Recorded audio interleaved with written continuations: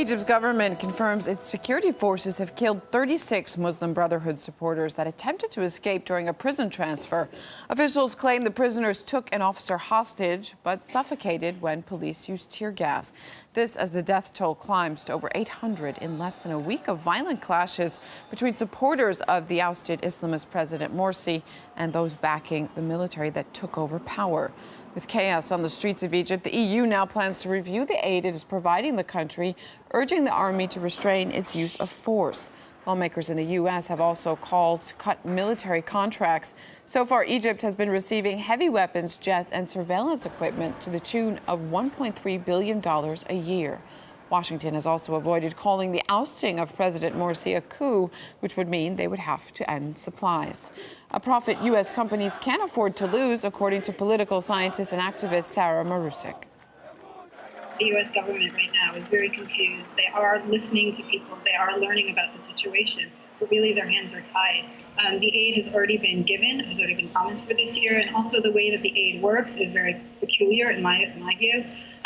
Basically, it's on a credit system so that the Egyptian army has already placed the orders for aid, actually likely for other years to come as well, because they place orders above and beyond whatever we allocate. So this means that if the United States government cancels the aid, then U.S. companies are the ones who aren't going to be paid.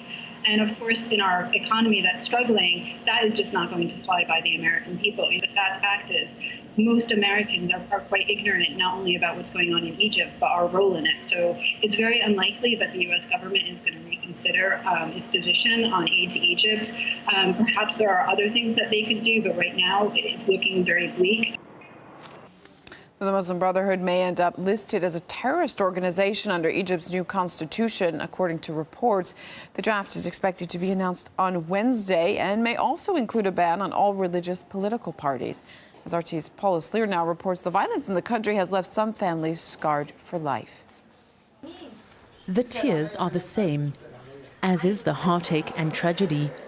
Two families forever changed by the violence engulfing Egypt. He died from 2 bullets. One was in his heart. The police killed him.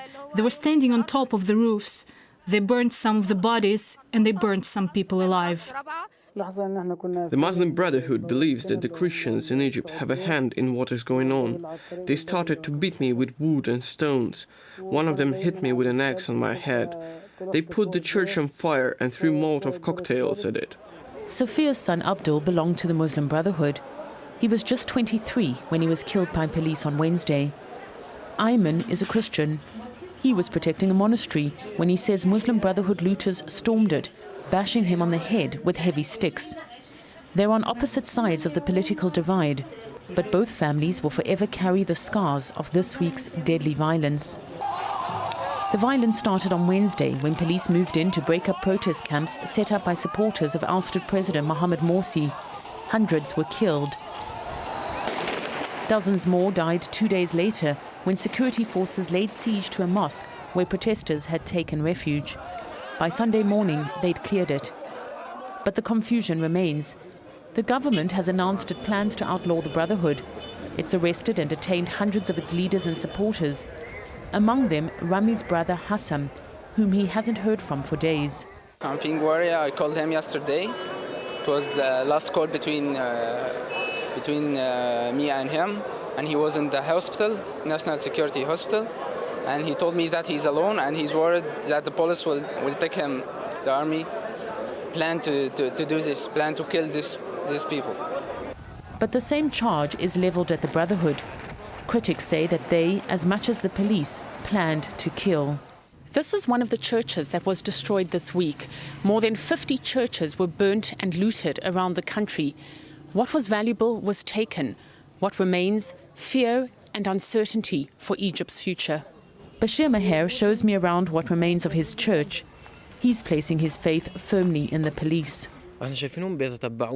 I feel that arresting and pursuing Brotherhood leaders and starting an investigation and prosecution is a good sign. In the street, the Muslim Brotherhood is starting to have major losses. Announcing a state of emergency allows the police to have a chance. But a chance at what, many are asking, as each hour brings with it more violence and uncertainty to a country seemingly on the path to civil war. Paula Slier, RT. Fayoum City, Egypt.